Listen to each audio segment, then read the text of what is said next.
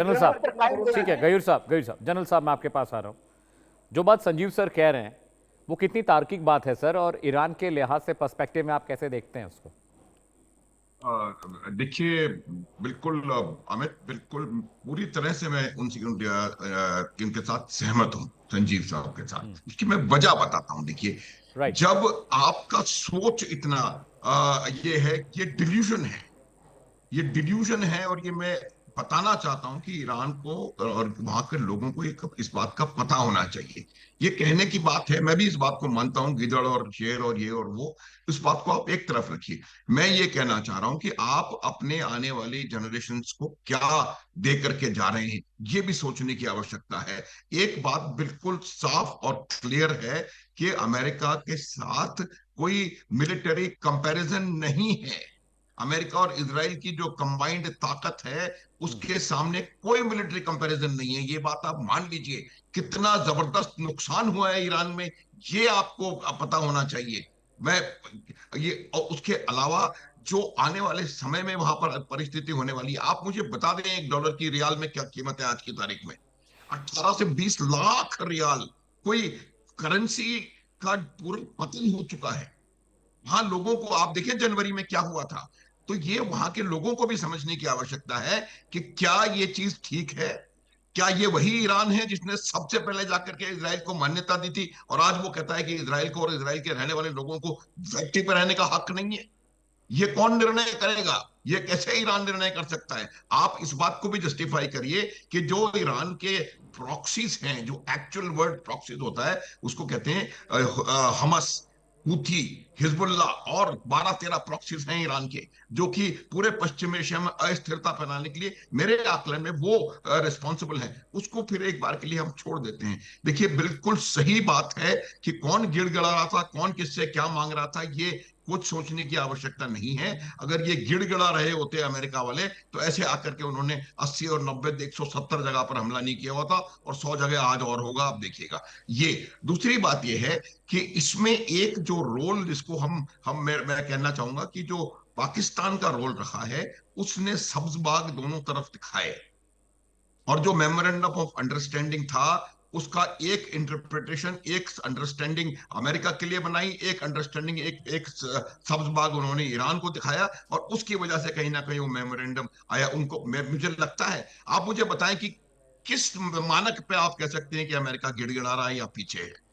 इतना नुकसान आपका कर दिया, एयरफोर्स, एयर डिफेंस का, इलेक्ट्रॉनिक वॉरफेयर कैपेबिलिटी, नेवी, सब कुछ, सबको नुकसान कर दिया उन्होंने। आपके स्टैटिक जो जो फॉर्मेशन है वहां नुकसान हुआ है, आपके इंफ्रास्ट्रक्चर का नुकसान हुआ है। आप मुझे बताएं कि 100% जो अमेरिकन नेवी के जो शिप्स हैं, वो किसी ना किसी ईरान की मिसाइल की जद में है, छोटी बड़ी रेंज की। कोई एक भी मिसाइल उस तरफ फायर हुई? तो ये मैं आपको बताना चाहता हूं कि आप ये कहने से पहले कि अमेरिका गिड़गिड़ा रहा था, आप एक एक एनालिसिस करके देख लीजिए, मिलिटरीली किसको नुकसान हुआ है, इकोनॉमिकली किसको नुकसान हुआ है। आप मेरे को बताएं, ये जो बन रही है स्ट्रेट ऑफ हॉर्मुज, सबसे ज्यादा नुकसान किसको हुआ है? सबसे ज्यादा नुकसान ईरान को भरना पड़ा है। ईरान की एक परिस्थिति ऐसी आ गई थी कि उनको अपने तेल के कुएं बंद करने की हालत हो गई थी। उस समय आप देखिए तो आर्थिक रूप से आपको नुकसान हुआ है, सामरिक रूप से आपको नुकसान हुआ है। आप अमेरिका के ऑन ऑन रिकॉर्ड 15 लोग अपनी जान से हाथ धोए हैं, आपके 4,000 लोगों ने अपनी जान से हाथ धोया है। कहीं तो कोई कंपैरिजन की वो हो? अमेरिका की लीडरशिप, पूरी की पूरी मिलिट्री लीडरशिप सारी इंटैक्ट है, आपकी पूरी हायरार्की 2 बार खत्म कर दी गई, आपके सारे साइंटिस्टों को उन्होंने ठिकाने लगा दिया, आपके मिलिट्री लीडर्स, एक स्थिति आ गई आईआरजीसी का जो चीफ है वो एक ब्रिगेडियर था, क्योंकि वो सारे जनरल्स उन्होंने खत्म कर दिए। उसके बाद भी अगर आप ये कहते हैं कि अमेरिका घुटनों पर था और गिड़गिड़ा रहा था, तो मुझे लगता है कि इसको आपको इंट्रोस्पेक्शन करने की आवश्यकता है। और दूसरी बात मैं दोबारा कहूंगा, ना अमेरिका को हक है कोई, ना ईरान को है, ना किसी को है कि वो ये निर्णय लें कि स्ट्रेट ऑफ हॉर्मुज में फ्रीडम ऑफ नेविगेशन होगी या नहीं होगी। ये अंतरराष्ट्रीय जलमार्ग है, और कोई भी इसके ऊपर अपना हक जता करके इसको बाधित करने का उसको कोई वो नहीं है। ये बिल्कुल क्लियर होना चाहिए। और आज देखिए, पूरी दुनिया खिलाफ हो रही है ईरान के। आज नाटो का स्टेटमेंट आया है, मार्क रूटे ने स्टेटमेंट दिया है, फ्रांस ने कहा है हम भेजेंगे माइन स्वीपर्स वहां पर।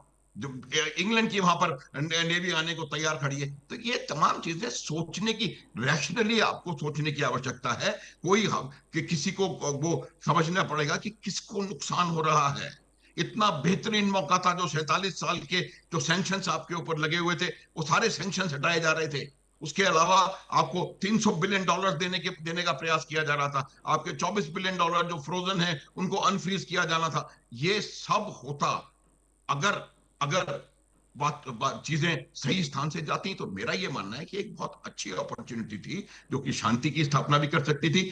एक बात मैं आपको गारंटी के साथ बता सकता हूं अमित, कि अगर आप ये सोच रहे हैं कि आप उस डिल्यूजन में हैं कि आपने अमेरिका को हरा के घुटने पे ला दिया और अमेरिका अपने सारे बोरिया बिस्तर बंद करके और वेस्ट एशिया से चला जाएगा, मुझे लगता है इससे ज्यादा गलत जो असेसमेंट और डिल्यूजन किसी को होने की संभव कोई गुंजाइश नहीं है। America is there to stay.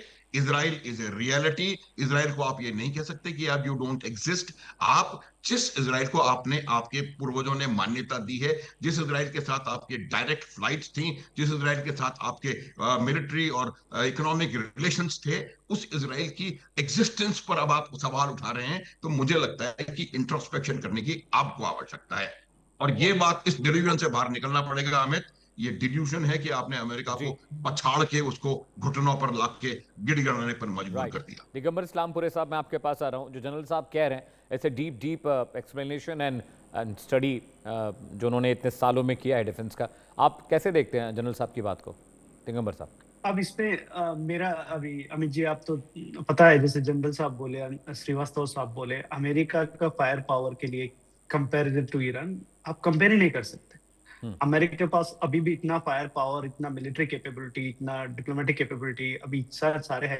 लेकिन एडमिनिस्ट्रेशन यूज करना चाहिए ना करना चाहिए, सारा चीज ईरान पे झोंक दिए। तो आपको पता है कितने रिजिम चेंज कर सकते हैं, कितना रिजिम को घुटने टिका सकते हैं अमेरिकन मिलिट्री। और सुपर पावर है अभी भी अमेरिकन मिलिट्री की तुलना में चाइना भी नहीं। तो आप भले ही ईरान को तो छोड़ दीजिए, मिलिट्री पावर की बात कर रहा हूँ, इकोनॉमिकली भले ही चाइना में अभी ये हो जाए, लेकिन एडमिनिस्ट्रेशन कहीं ना कहीं मौका दे रहा था ईरान को कि हम अंडरस्टैंडिंग पे आए। अब जो ईरान के जो मयूर साहब है वो बोल रहे कि कई सारे लंबे बात, वो तो अगर ऐसा ही है तो जेसीपीओए भी इन्होंने साइन किया था, ऐसे ही है तो एमओयू भी इन्होंने साइन किया था। कहीं ना कहीं इनके जो क्या बोलते हैं, इनकी जो रिजीम है, रिजीम को भी ये चाहते हैं कि वो भी सत्ता में रहे, वो भी उनका है। लेकिन जिस तरीके के उनको लग रहा है कि अभी राज करने के लिए कुछ बचा ही नहीं है, जैसे इकोनॉमिक सिचुएशन काफी खराब हो गया, उनको रास्ता नहीं मिल रहा है, या एक चीज हो सकती है। दूसरी चीज हो सकती है उनके इंटरनल फिक्शंस, जो फिजर्स है विद इन द रेजिम में है। अभी जैसे अयतुल्ला साहब तो नहीं रहे, उनकी टॉप लीडरशिप नहीं है 40 मेंबर्स। अब जो नेक्स्ट लाइन ऑफ लीडरशिप है उसमें कहीं एकजुटता नहीं है। एक एक एक एक एक गुट जो बोल रहा है कि नहीं, अभी हमको एमओयू साइन करना है, हमको ईरान को फिर से रीबिल्ड करना है। दूसरा हार्डलाइन जो ग्रुप है, नहीं नहीं हम ऐसा नहीं कर सकते, हमें अभी भी वार कर सकते, जैसे जिस तरीके से आपको पता ही है कि हम मरेंगे लेकिन झुकेंगे नहीं, ये सब। तो अंत में वही होगा अगर अमेरिका के साथ इस तरीके के रवैया करेंगे। अगर अमेरिका को जिस तरीके के बोल रहे इन्होंने बोले हैं, जैसे मयूर साहब, मैं उनसे पूरा सहमत नहीं हूँ। जैसे उन्होंने बोला कि इजराइल और अमेरिका को कितना डिफरेंसेस बने हैं इस वार के बीच में, आप सब देख सकते हैं नेतन्याहू और ट्रम्प साहब के बीच। जैसे बोले कि इजराइल को फ्री हैंड दिया गया, नहीं, लेबनान में उस तरीके किस तरीके का उनके ऊपर भी प्रेशर किया गया अमेरिका ने, तुम आओ और इस शांति वार्ता पे रहे। एक और मिनट अमित जी। तो दूसरी बात जो ये बोल रहे हैं कि इजराइल को भी इन्होंने कंट्रोल करने की कोशिश की, और जो उन्होंने बोल रहे कि जैसे अमेरिका, ट्रम्प साहब को भी बहुत सारे एडमिनिस्ट्रेशन के लोगों ने इस चीज से, लेकिन वो क्रिटिसाइज किया गया है कि ये तो पूरा का पूरा ईरान के फेवर में है। जिस तरीके से ईरान, मयूर साहब बोल रहे हैं कि नहीं नहीं हम अमेरिका का जो करेंगे वही कर लेंगे, अमेरिका का जो जिससे तेल करेंगे वो, वैसे सब नहीं है। आपके 13 बिलियन जितने बिलियन डॉलर्स आ रहे थे उसके कंडीशन। दिगंबर साहब, मेरे पास सिर्फ आखिरी का 2 मिनट बचा है। मैं ये पूछना चाह रहा हूं आपसे, उसके बाद मैं गयूर साहब के पास जाऊं। क्यों नहीं अमेरिका इस जंग को खत्म करता, आर्या पार क्यों नहीं? क्यों? देखिए, खर्चा आप 1 साल तक थोड़े थोड़े हमले करते रहे तो भी उतना ही खर्चा होना है आर्म्स एमिनेशन पे। आप लगातार एक साथ हफ्ते भर रिटेलिएशन कर दें तो भी उतने आर्म्स एमिनेशन खर्च होने। Why not to finish this war? इसको इतना लंबा क्यों खींचना है? हाँ ठीक है, वो एक इंटरप्रिटेशन सही है, ये सही सवाल है। लेकिन अगर मान लो हम खत्म भी कर दें, उसके बाद क्या है? आप देखें तालिबान और अफगानिस्तान में खत्म भी कर दिए, कई सारे दिन ये हुए, लेकिन उसके आगे का प्लानिंग भी तो होना चाहिए आपके पास नहीं, कि तालिबान तो लेकिन खत्म नहीं अभी हो पाया था। बस नहीं एक नहीं, आखिरी मिनट कहने है। का हाँ, एक आखिरी मिनट है मेरे पास। दिगंबर साहब माफी चाहता हूं, मैं आपको रोक रहा हूं। गयूर साहब, I need your closing comment on the debate. I have only left 50 seconds. Gayur साहब प्लीज गो अहेड। देखिए भाई, बहुत से सवालात हुए थे, मुझे जवाब बहुत देने थे, लेकिन मैं शॉर्ट में कहता चलूं। जी। हमारे जनरल साहब ने कहा कि ईरान कहता है कि यहूदियों को रहने का कोई अधिकार नहीं। मैं फिर कह रहा हूं, ये सरासर झूठ है। ईरान ने ये नहीं कहा कि यहूदियों को रहने का अधिकार नहीं। ईरान ने फिलिस्तीन की आजादी की बात की। क्या उन फिलिस्तीनियों का कोई अधिकार नहीं है जिनको उनके ही देशों से निकाल दिया गया? अगर आप कहेंगे कि यहूदी पीड़ित था, तो यूरोप से और दुनिया भर से जमा करके उनको फिलिस्तीनियों के इस जमीन में, फिलिस्तीनियों के वतन में बसाने का नहीं, ईरान कहां कर रहा है? वो कहां तो की जो सच्चाई उसके प्रॉक्सी काम कर रहे हैं। ईरान तो कुछ भी नहीं कहता है, कुछ सारा भी काम तो प्रॉक्सीज ईरान की करते बात हैं। हो ही नहीं रही। यहाँ आप बात हो इजराइल का रही नाम है, तक उन्होंने नहीं कहा लेते कि हैं। ईरान कह इजराइल रहा का है नाम कि तक नहीं यहूदियों लेते को हैं, जीने और का आप बात कर अधिकार रहे है। हैं कि आप हम यहूदियों सर से नफरत नहीं करते हैं। आप जायनिस्ट रिजीम कह के पुकारते हैं हम उसको। यहूदी क्या, हम अल्लाह की किसी भी बिल्कुल। मखलूक से, किसी भी रचना से नफरत नहीं करते हैं। हम इंसान क्या, जानवरों से भी नफरत नहीं करते हैं। होलोकॉस्ट को आप डिनाई मेरे करते हैं, मजहब के नहीं है, लेकिन क्या मैं सच्चाइयों को आपसे डिनाई नफरत चलिए, करते करता हैं बहुत हम। बहुत शुक्रिया आप तमाम मेहमानों का। जनरल साहब, thank you so much for the great insights. Sanjeev sir, बहुत बहुत शुक्रिया आपका। दिगंबर साहब, बहुत शुक्रिया अमेरिका से जुड़ने के लिए। और साथ ही साथ मेरे साथ गयूर मौलवी साहब थे, उनका भी बहुत बहुत शुक्रिया। दर्शकों, वक्त एक ब्रेक का है, ब्रेक के बाद भी खबरों का सिलसिला हम जारी रखने वाले लगातार। Stay with us.